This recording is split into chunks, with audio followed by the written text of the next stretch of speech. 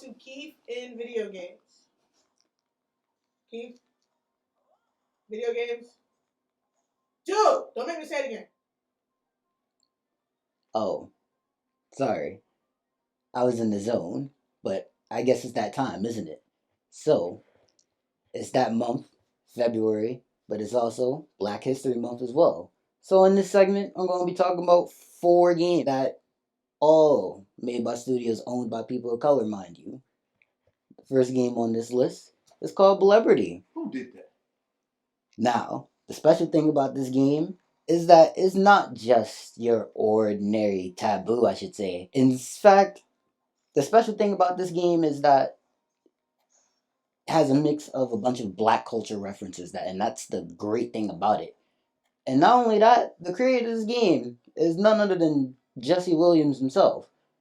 Who might that be, might you ask? Well, if you played the game Detroit Become Human, you'll know that he's the voice actor of Marcus, who's the android that started that revolution to begin with. Wasn't Marcus a half black, half white android owned by a famous white guy? The second game on this list is called Swim Sanity. Now, the only way I can really describe this game is not necessarily. It is a party game nonetheless. And it did come out last year, August. The month of August about. And this game is basically, in a sense, Mario Party. But it's not just Mario Party. You're basically playing as a bunch of divers. In a sense, if you want to call them the Power Rangers, why not? Because they are different colors after all. But this game has a bunch of game modes, a variety actually. 8 different game modes. All can be played together with friends or even by yourself. And better yet, it's also online. 2 brothers making a game about swimming? Clearly a fictional type. Oh, I never did that before. So, the third game on this list is called Sweet X Heart. And the best way I can really say this game is it's a slice of life. It started out as a small independent project back in 2014. Heard about this in high school. Didn't think nothing of it at the time. But now it's grown to become something much more. And apparently, and not even apparently, but the story of this game, it follows a 19-year-old girl named Kara who lives in the Bronx. Well, that's kind of surprised there. Shit, Bronx is a game in real life. So, yeah.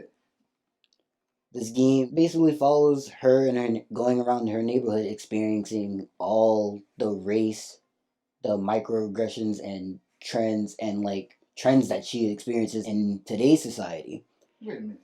Bronx? Is Kara Spanish? I think I know her. She actually owed me some money. And she got a game now. Oh, yeah. Anyway. Now, the next game I'm about to talk about, kind of very recent actually. It's been a project for a long time, but recently it just got its demo about 2 days ago. And the name of this game is called Aerial Knight. And well, how would I have to describe Aerial Knight? And after playing the demo on Steam, which you can download for free, mind you, this game has a lot of nostalgia in it. And it made me feel like I was watching. It has an art style that makes you feel like you're watching Spider-Man Into the Spider-Verse, but at the same time, it's backed up by a really catchy soundtrack, and it keeps you interested. And much less, this is very interactive in itself. And well, needless to say, I'm very excited for how this game's gonna turn out. And it's also that time of the month where we get to Valentine's Day. But if a game I had to describe for my personal favorites for this day of playing with that special someone, let's see.